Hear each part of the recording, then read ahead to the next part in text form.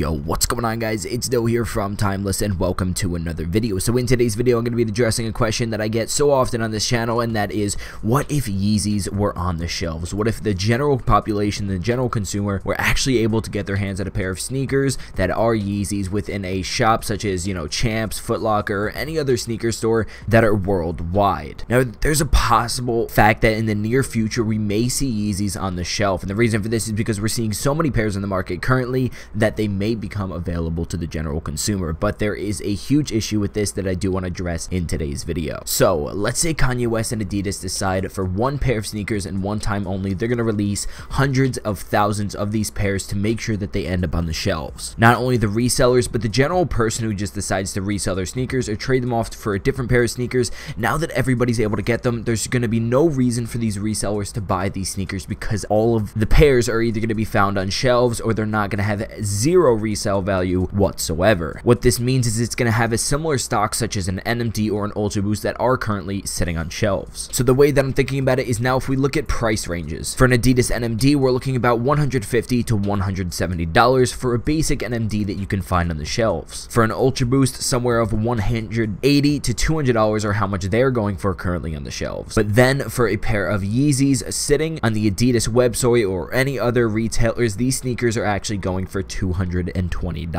Now, to assume that all of the hype goes away because this is a general release sneaker, that there's a little hype behind it, maybe because Kanye West's name on it, but looking at it as a shelf sneaker that was put out as a general consumer sneaker that everybody's able to get, and there is tons of stock to the point where everybody can get a pair for retail no matter what. Let's say that everybody who wants a pair of these sneakers, they are going to be going for $220 flat. This means that if you walk into a Foot Lockers, you see them on shelves, you can buy them for $220 and you will 100% be able to find them in your store. Now, to go back into NMDs, let's cancel those out for a quick second. So when you walk into a Foot Lockers and you see three options on the shelf, you see an NMD, Ultra Boost, and a Yeezy. Out of all three of these sneakers, the NMD is easily the most comfortable. I'm not saying it's not comfortable at all, which it is very, very comfortable, but across the board, all three of these, out of all of them, NMD is definitely the least comfortable. The R2s can kind of be a runner-up, but generally the R1s are the ones that are most sold and the most seen on shelf. The Boost Pods are limiting in the actual boost factor, but it's not limited on, let's say, an Ultra Boost or a Yeezy.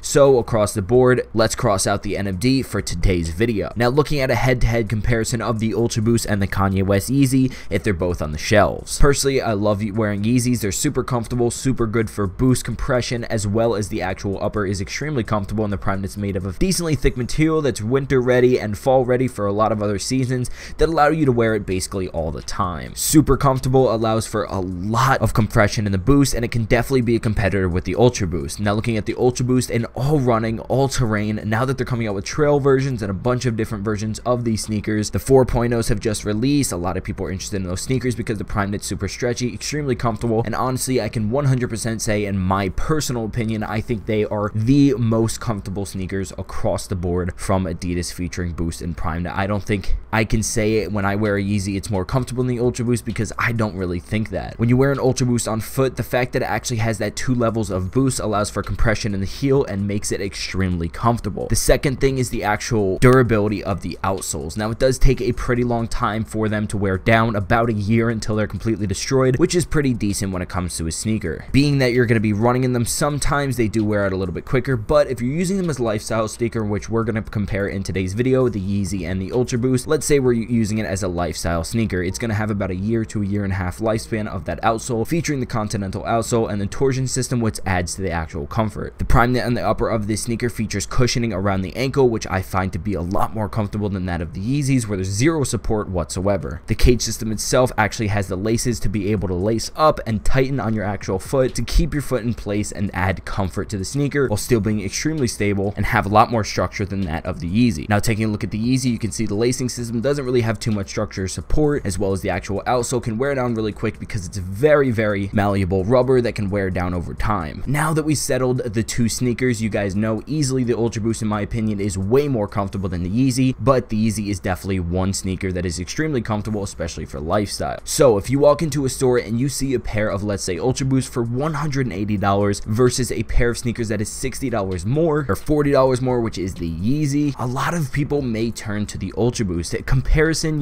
two retail sneakers sitting on the shelves, one of them has Kanye West's name on it, then again, the Ultra Boost has a lot of clout and hype behind it because it is so so comfortable and a lot of people are talking about it, I would kind of put them head to head if they're both on the shelves for retail. But the real question is the general consumer going to buy a sneaker for $220? Every time I tell somebody that the retail price for a Yeezy, the typical family member, the typical friend, anybody who's around me that I tell I bought a sneaker for $220 for at the least, they think is completely ridiculous. Now, if I am going to buy a sneaker for $180 and put that on my feet knowing that is the best, by far, comfortable sneaker I could possibly buy, I definitely think it's worth the price. But looking at the Yeezy, the lack of support and the actual comfort itself is really good, but not really comparable in my opinion to the Ultra Boost. I definitely think it could kill the Yeezy. I think sitting on the shelves, the fact that a Yeezy isn't as comfortable as the Ultra Boost, the price is way higher, Kanye West's name on it, but the stock is insanely high to the point where the sneaker is basically a general release sneaker, that honestly I think that could be the potential for the sneaker to die out. I hope this answered a lot of people's question. I want to hear what you guys have to say in the comment section below. If you agree or disagree with me, leave it below in the comment section. If you guys did enjoy today's video, remember to leave a like and subscribe, click that post notification button to get a post notification on every time I upload, and I'll see you guys in the next one. Peace.